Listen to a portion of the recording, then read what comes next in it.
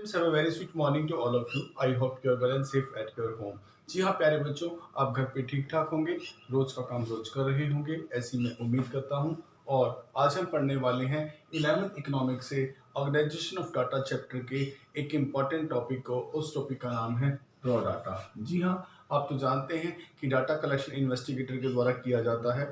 जो वो data primary stage पर होता है वो एक मास ऑफ डाटा होता है, एक क्रूड फॉर्म ऑफ डाटा होता है। ऐसे डाटा को हम लोग रॉ डाटा कहते हैं। तो रॉ डाटा को आज हम डिफाइन करने वाले हैं। A mass of data in its crude form is called the raw data. जब एक बहुत बड़ा डाटा किसी रफ फॉर्म में होता है, किसी क्रूड फॉर्म में होता है या एक ढेर के रूप में होता है, तो उस डाटा को हम लोग रॉ डाटा कहते हैं। ये एक प्रकार का अनऑर्गेनाइज्ड डाटा होता है। It is unorganised form of data of various items. जी, इसके अंदर बहुत सारी आइटम्स का ये अनऑर्गेनाइज्ड डाटा होता है। These are yet to be organised.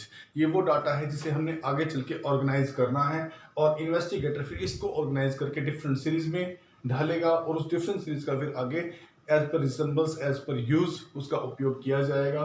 जी हाँ, डाटा को तभी मीनिंगफुल या कंक्लूजन फुल बनाया जा सकता है जब उसको एक पर्टिकुलर सीरीज में अरेंज कर दिया जाता है। बिना ऑर्गेनाइजेशन हुआ डाटा का कोई ज़्यादा स्टैटिकल यूज नहीं होता है। एक एग्जाम्पल के द्वारा मैं रॉ डाटा आपको अच्छी तरह समझा सकता हूँ। मान लीजिए मेरे पास 11th में 20 स्टूडेंट्स हैं। जी हाँ, 11th की क्लास में 20 स्टूडेंट्स हैं और वो सारे के स्टूडेंट्स जो हैं वो स्टैटिस्टिक्स के अंदर जो है अपने मार्क्स लेते हैं। जी हाँ, 20 स्टूडेंट्स के मार्क्स मेरे पास इस प्रकार से आए हैं।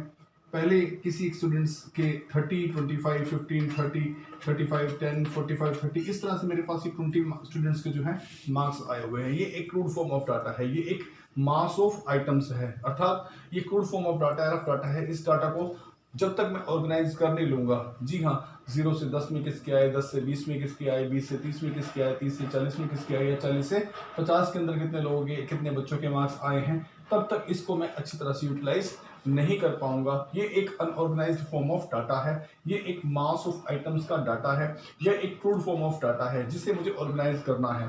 बिना ऑर्गेनाइज करे मैं इस पर मीनिंगफुल कंक्लूजन नहीं निकाल सकता।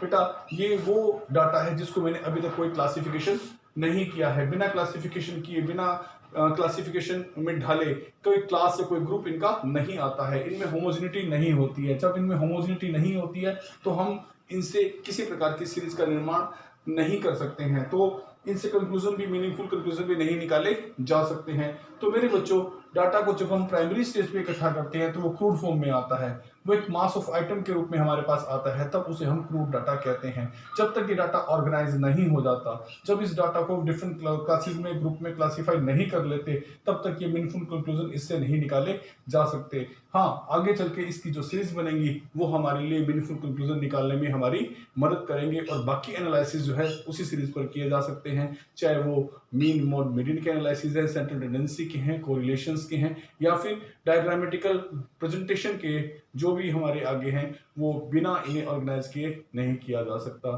तो क्रूड फॉर्म ऑफ डाटा जो है वो इनिशियल स्टेज का डाटा है, that are yet to be organised.